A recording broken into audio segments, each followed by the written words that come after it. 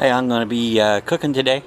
I'm going to make some chili. The weather is cooled down here. It's pretty nippy. I was, I think, like 48 this morning. That's cold for Florida standards. So, going to put together some chili and share my recipe with you. All right, I got 2 pounds of this. It's not actually hamburger. It's chunked up meat. I think they call it.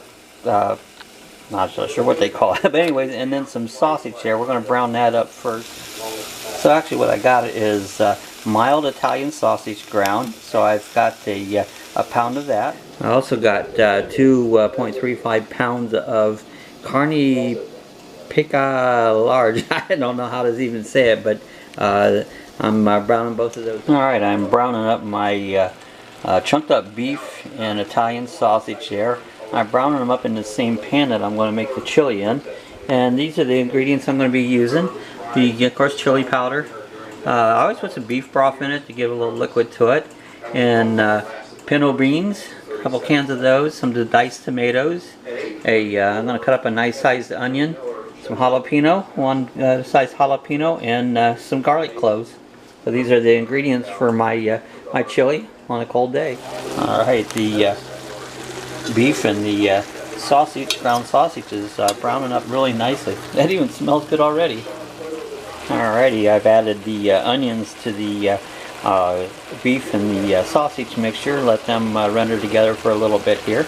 Then the next thing I'm going to be adding, I use the diced tomatoes. I'll be adding them here in just a minute. Alright, I added 2 28-ounce cans of diced tomatoes, and I'm going to stir them in and cook them down a little bit there, and they'll just kind of integrate along with the meat and the onions.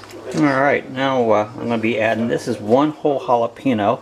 I diced it up, and if you take the seeds out, if you notice I've got the seeds in there, it'll be less hot, but you know, I'm going to try for a little spicier here, so I left the seeds in, and so I'm going to add that to the mix and stir that together. Alright, I'm adding up several crushed garlic cloves. I like a lot of garlic in my chili because I just love garlic, so I'm going to add those to the mixture.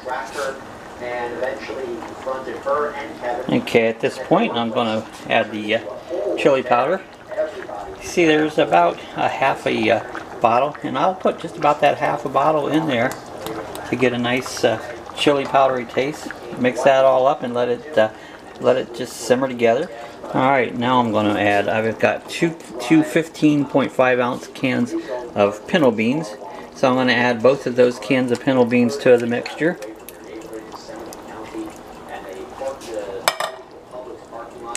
Let them get them all mixed together.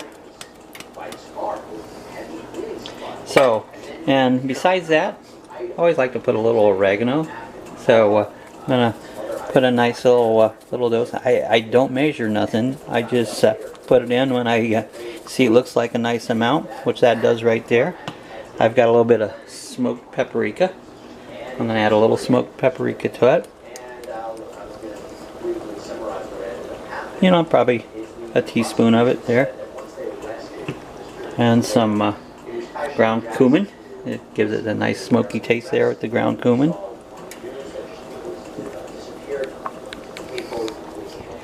Alright, I'm also going to add, not a lot, just a little bit of cinnamon, just to add an extra little ingredient. Just a couple little dashes of cinnamon, and just enough to give you won't quite know what it is in there, but it's in there. Alright, my last ingredient is beef broth. It just seems like I started doing that not long ago, adding just 1 can of beef broth, and it really adds a lot to it.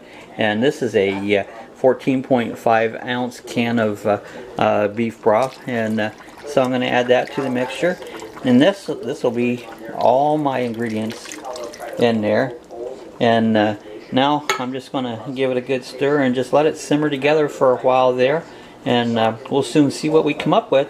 I said again, I don't always measure everything out, so it's always kind of a surprise what I get. Sometimes it's great, sometimes it's not as good, and so you just never know, but that's the fun part. If you want to be consistent and measure things, you can do that and get a exact every time there, but I like to live on the edge and just see what I come up with.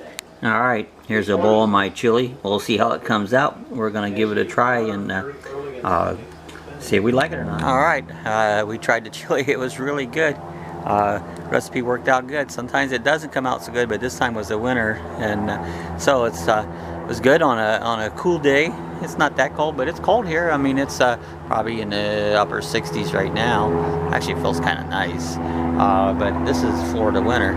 So hope you enjoyed my little recipe here of making chili on a cold day. If you enjoyed it, give me the thumbs up, and any comments, give me your chili recipe. Put it in the comments below, and so hit the subscribe button. We're still trying to build up our subscribers there, so until the next time.